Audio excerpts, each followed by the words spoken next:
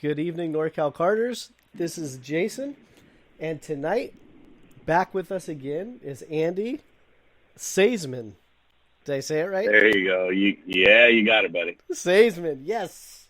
That's been actually driving me nuts because I may come off as someone that doesn't really care about details, but names bother me because it's like that's our identifier. How are you doing this evening? I'm great, man. How are you? I'm good. You know what? I'm really good. It's kind of weird. All of us are in the same boat. Your situation is really compounded compared to mine. I mean, you're a kart shop, you're a race promoter, and none of us know when we can actually go back to racing, and that's a lot of our income. But yeah, I mean, life is life. Like you said, everybody's in the same boat, right? I mean, I got some, good customers and friends. One guy owns a T-shirt business, and one guy, sells equipment for back surgeries, and it's like the T-shirt guy can't run his business because he's not called a manufacturer. But if you build something out of metal, you can go to work because you're a manufacturer. But if you put ink on a T-shirt, you're not, right? Yeah. And then the guy that does back surgeries, he can answer trauma calls, but until just this week, they couldn't do elective surgeries. Well, elective surgeries is where hospitals really make their money, right? So, everybody's in the same boat one way or the other. I don't think my situation's any better or worse than anybody's. I mean, I feel for everybody for sure. Yeah, you know what? I was going to bring this up later in the podcast, but I'll do it now. Well, heck, I mean, last time I just looked it up. We talked for 91 and a half minutes. So let's keep this one to under 89, and we'll be good. Perfect. I could do that, I think. You know me. I could talk forever. It doesn't matter. It's not like I'm doing anything. Yeah, I can do the same thing. I'm glad you brought up the customers because I was going to bring that up later in the podcast. And this past weekend, I was out at the track, and I don't know how many times someone came up to me and just politely asked me, "Hey, man, how are you doing? How are things at the shop?" And it's actually quite touching, and it just reminded me why I love karting so much. Mm-hmm. And, I mean, sure. these guys had genuine concern for the shop and our livelihood and how are we going to get through this whole thing. It actually kind of or they're just really good actors. Or very good actors, yes. Nah, you're right. I mean, the community cares about each other for the most part. I mean, there's rivalries and there's people that don't like each other, but for sure, I mean, we are one big dysfunctional family, and people care. I found that customers at this point almost feel guilty that they're not spending money with us because they know it's our livelihood. But then you got to be sympathetic right back. They're not making any money either. So how could any of us be upset, right? Yeah. I mean, we're all stuck. We're all stuck in this same, situation, boat, whatever analogy you want to use. But we're all stuck here. So, but yeah, people really do care, and people really want to make sure you're okay, and nobody wants to see anybody fail. And we all have families, we all have lives to lead, we all have mortgages and car payments and everything else. So I mean, we just want to get back to some degree of normalcy, for sure. Yeah, no, and like you said, it's like we're in that unique position of things are going to get pretty tough for us. I mean, our livelihood is based off of a hobby, and then we got to put ourselves back in that seat of wait. Well, our customers also aren't working, or they may also be experiencing the same thing, and it's a little bit different. So.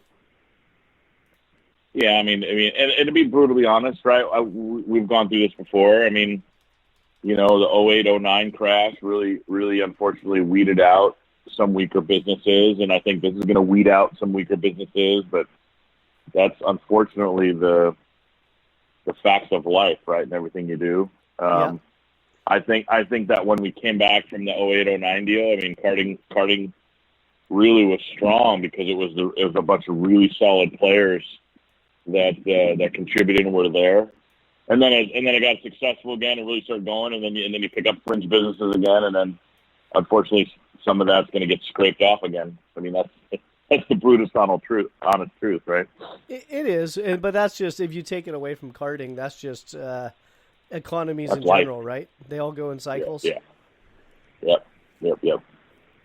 Yeah, I mean, Yeah, I take personally, I take the things I learned in 08, 09 and take those exact things and just make sure that I treat it the same way, and we'll all be fine. Yeah. You know what? For me, it was a huge learning experience. Financially, I lost my ass. And, Right. I can point But the you finger still do at the banks. You still do real estate, right? I You do still it do on the real side, estate? but even back then, I wasn't. Right. I wasn't even in real estate. That's actually what prompted me to get into real estate. Was Watching everybody lose their ass in it, and you're like, man, that looks awesome. Oh yeah, because I remember buying my first house, and I remember Of going course. to the bank, not the bank, but the mortgage lender, and I remember the lady across from me, a very attractive, fast-speaking saleswoman, trying to lock me in on a 5-in-1 adjustable rate mortgage. And I go, no, Yeah, I want buddy. a fixed rate. If this is what I want. I want a 30-year fixed. No, you need to do this, and we can get you X amount of money. And I looked at her, I go, I can't afford that. And she was like, no, you can. On paper, you can afford it. And I told her, no, I can't afford Yeah. that. And, what was it? So that was 04, 08, 09. Yeah, 5 years later, everyone had adjustable rate mortgages. They had BMWs and lifted trucks and boats.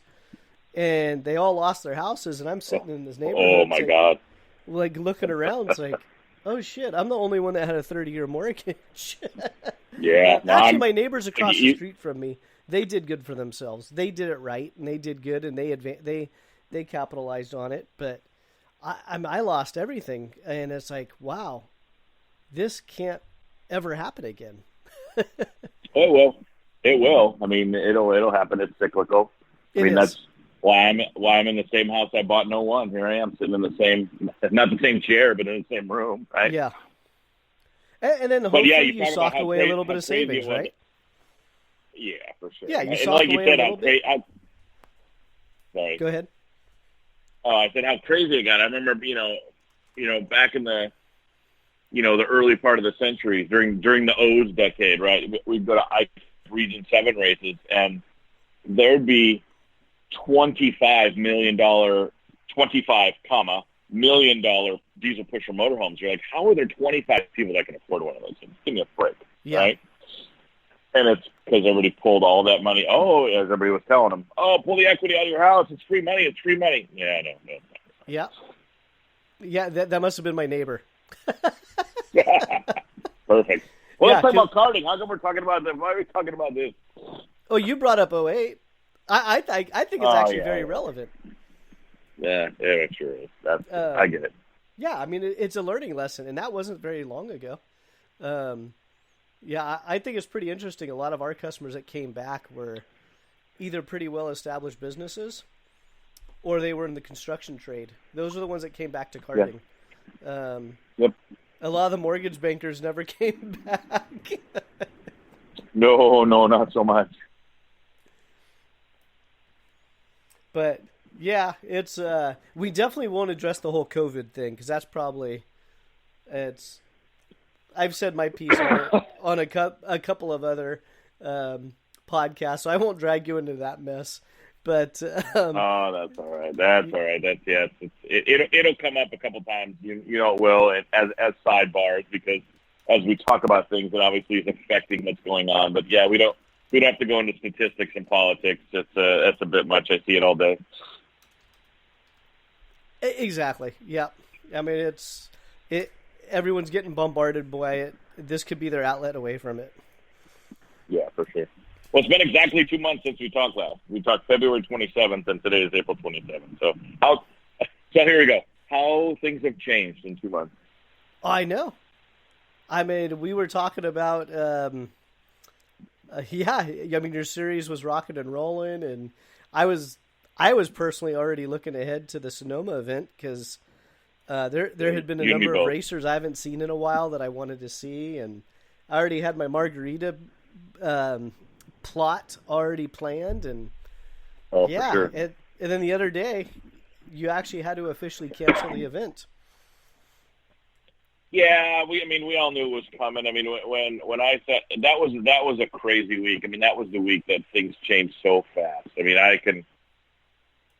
I talked to the track on a Tuesday as things really started to go sideways, right? And I think, sent a text, hey, are we looking everything good? Oh, no, everything's fine. This obviously is going to get serious, but we don't know, and we're good. And then Wednesday, a couple texts went through. Yeah, everything's good. No, that's good. And then literally that night, the NBA walked out of their game, and right. I mean, just some, a bunch of shoes dropped. Right? A bunch of things happened, and I put out our tentative announcement saying, hey, we're keeping an eye on it. I reached out to all my staff and said, hey, we're keeping an eye on it. I just wanted to let you know, are you guys okay? If anybody's nervous about traveling, I understand, but I need to know so I can find a replacement for you. I mean, just the things that I have to do, right? Correct. And that was Wednesday. We put out that postponement announcement Wednesday. And maybe we put it out first thing Thursday morning. Literally by 2:00 on that Thursday, the track called me back and said, yeah, we're done. And I like, oh my gosh, right? And we discussed it. And literally after they got off the phone call with me, they walked out to the big track as this big 200-car NASA regional was moving in for the weekend, and they told everybody, hook your trailers back up and get out, you're done. Like, they hadn't even turned a lap. Right? NASA regional, I mean, you're talking about guys that have traveled from Washington and right. And obviously that's the same time that a bunch of our community was down in NOLA, and the exact same thing was happening to them, right?